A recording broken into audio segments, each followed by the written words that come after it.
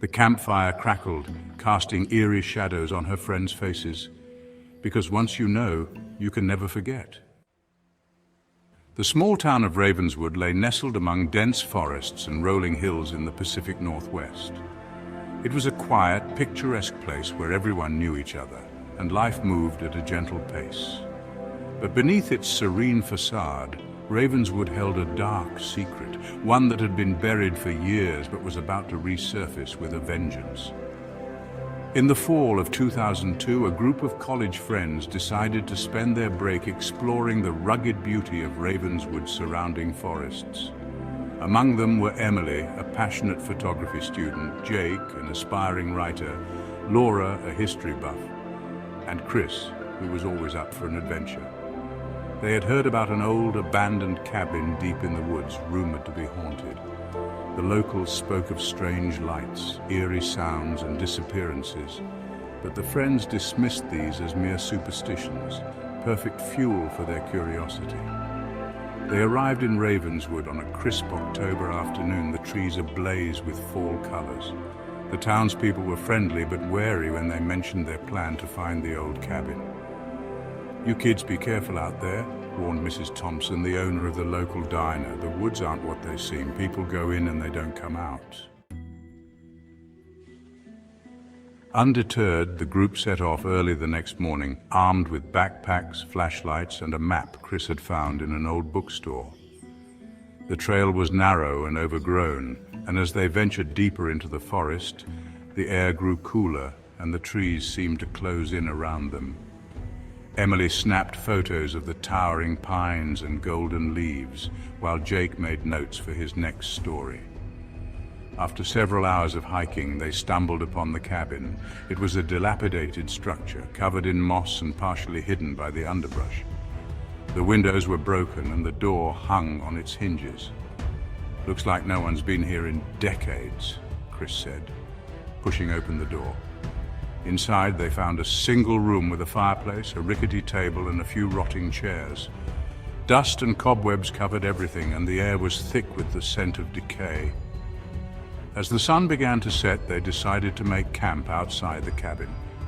Laura built a fire while Emily and Jake set up their tents. As darkness fell, they sat around the fire, sharing stories and laughing, the eerie silence of the woods all but forgotten. But as the night wore on, the laughter died away, replaced by an uneasy silence. The fire flickered and cast long shadows, and the forest seemed to come alive with whispers and rustling sounds. "Did you hear that?" Emily asked, her voice barely a whisper. The others nodded, straining to listen. It was a faint, rhythmic sound, like footsteps crunching through the leaves. "Probably just an animal," Chris said, trying to sound nonchalant. But the sound grew louder, closer, until it seemed to be right on the edge of their camp. Suddenly a figure appeared in the shadows, and they all jumped to their feet. It was a man, tall and gaunt, with wild eyes and tattered clothes. "Who are you?" Jake demanded, his voice trembling. The man stepped into the light of the fire, revealing a face twisted with fear and desperation. "You have to leave this place," he said, his voice urgent. "They won't let you go. They never let anyone go." "Who won't let us go?" Laura asked, her curiosity piqued despite her fear. "The children," the man replied, "the lost children of Ravenswood. They were taken, and now they haunt these woods, seeking revenge on anyone who trespasses." Before they could ask more, the man turned and fled into the darkness. The friends exchanged uneasy glances, their earlier bravado shattered. "Maybe we should pack up and leave," Emily suggested, but it was too late. The forest around them came alive with movement, shadows darting between the trees, accompanied by the sound of childish giggles and whispers. Panicking, they grabbed their flashlights and tried to find the trail back to town, but the woods seemed to twist and turn, leading them deeper into the darkness. The whispers grew louder, more insistent, and the shadows seemed to close in around them. Suddenly, Laura screamed and pointed to a clearing ahead. There, in the pale moonlight, stood a group of children. Their eyes were hollow, their faces twisted in sorrow and anger. They reached out their hands, beckoning the friends closer. "Help us," they whispered in unison. "Help us find our way home."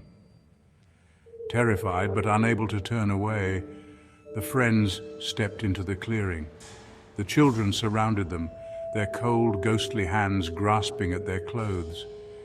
Emily felt a chill run down her spine as one of the children, a little girl with matted hair, looked up at her with empty eyes. "Please," the girl whispered, "don't leave us."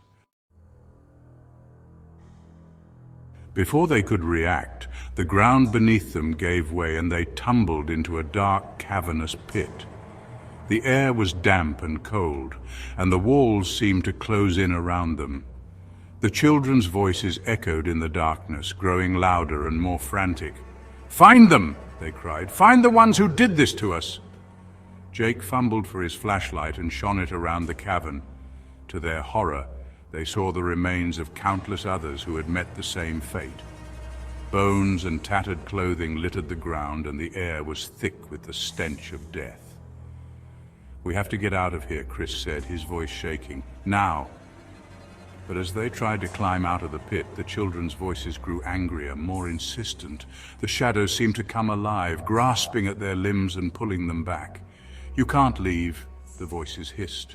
"You belong to us now." Desperation gave them strength, and they finally managed to claw their way out of the pit. They ran through the forest, the children's voices echoing in their ears, until they stumbled upon the trail that led back to Ravenswood. Exhausted and terrified, they burst into the town square, drawing the attention of the townspeople. Mrs. Thompson rushed to their side, her face pale with fear. "What happened?" she asked, her voice trembling. "They're real," Emily gasped. "The children, they're real, and they're trapped in those woods." The townspeople exchanged grim looks. "We warned you," Mrs. Thompson said softly. "Those woods are cursed. The children were taken by a madman years ago, and their spirits have never found peace. Anyone who ventures into their domain is doomed to join them." The friends left Ravenswood the next morning, their ordeal etched into their memories. They never spoke of it again, but the experience haunted them for the rest of their lives. And the town of Ravenswood remained a place of secrets and shadows, where the whispers of the lost children could still be heard on the wind, calling out for vengeance and release.